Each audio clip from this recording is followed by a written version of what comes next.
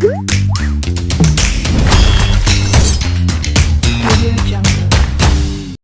Friends, welcome back to my channel Gayathri's kitchen. எல்லோரும் எப்படிங்க இருக்கீங்க? நம்ம இன்றைக்கி சூப்பரான ஒரு கார குழிப்பணியாரம் செய்ய போகிறோங்க. கடுகு, உளுந்தப்பருப்பு, கடலப்பருப்பு, கேரட், வெங்காயம், பச்சை மிளகாய், கருவேப்பிலை, ஒரு கை வெங்காயம், சின்ன வெங்காயங்க, ஒரு கருவேப்பிலை ஒரு கைங்க, 2 பச்சை மிளகாங்க, தேவையான அளவு எடுத்து வச்சுருக்கோங்க. அடுப்பில் வானிலை வைங்க, கடுகு போட்டு வெடிக்க விடுங்க. அதோட கடலப்பருப்பை ஆட் பண்ணுங்கள், நல்லா பொன்னிறமாகட்டுங்க, வதக்குங்க. நான் இன்றைக்கி இட்லி மாவுலேயும் நீங்கள் இந்த பணியாரம் செய்யலாங்க. உங்கள்கிட்ட இட்லி மாவு இருந்துச்சுன்னா, நாங்கள் இட்லி மாவுலேயே ஒரு கப்பு பச்சரிசி போட்டு அரைச்சிருக்கோம் அரிசியோட. நீங்கள் அப்படியே யூஸ் பண்ணிக்கலாங்க, தோசை மாவுலேயே யூஸ் பண்ணிக்கலாம்.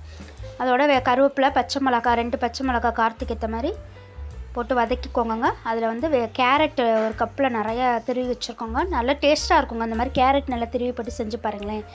வெங்காயம், பச்சை மிளகாவோட நல்லா ஒரு அருமையாக கமகமன் வாசத்தோடு இருந்துச்சுங்க.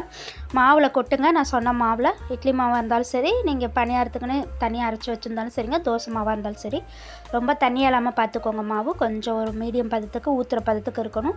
நான் ஃபஸ்ட்டு எண்ணெயை நான்ஸ்டிக் பேனில் ஊற்றிட்டேங்க பணியார குழையில். இங்கே பாருங்கள், மாவு அப்படியே அழகாக எடுத்து இந்த பதத்துக்கு இருக்கணுங்க. கெட்டியாக கொஞ்சம் எடுத்து எண்ணெய் கூட ஊற்ற வேணாங்க, மூடி வச்சா போதும்.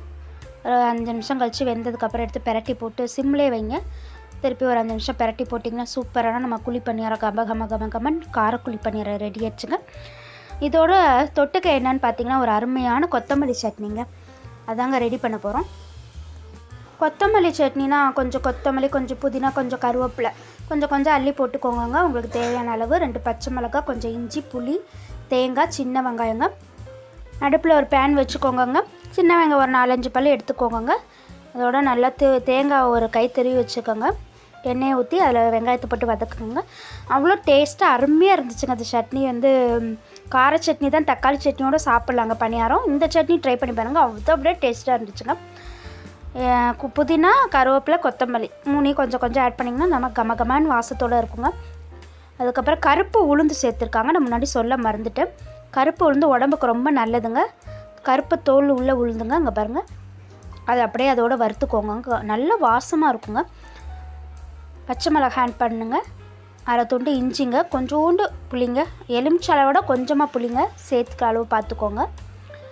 நல்லா எல்லாத்தையும் பொன்னிறமாக வதக்குங்க. அதோட தேங்காயும் போட்டு நல்லா வறுத்துக்கோங்க. அவ்வளோ டேஸ்ட்டாக இட்லிக்கு கூட இந்த சட்னி வச்சு சாப்பிட்லாமா, இட்லி, தோசை, அவ்வளோ டேஸ்ட்டாக இருந்துச்சுங்க. அதோட நம்மளோட உங்கள்கிட்ட என்ன இருக்கோ, கருவேப்பிலை, கொத்தமல்லி, புதினா, வெறும் நீங்கள் கருவேப்பிலை கூட சேர்த்துக்கலாம், கொத்தமல்லி கூட சேர்த்துக்கலாம், புதினா கூட சேர்த்துக்கலாங்க. அதோட ஒரு பெரட்டுங்க நல்லா.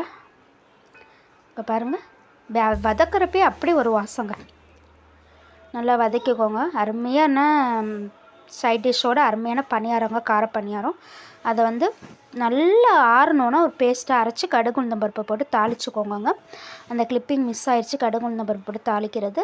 அருமையான கார பணியாரம், கொத்தமல்லி சட்னி, தேங்காய் சட்னியோடு சர்வ் பண்ணுங்கள். சூப்பராக இருக்கும். இந்த வீடியோ பிடிச்சிருந்தா லைக் பண்ணுங்கள், ஷேர் பண்ணுங்கள், கமெண்ட் பண்ணுங்கள் மற்றும் சப்ஸ்கிரைப் பண்ணுங்க. ஓகே, பாய்.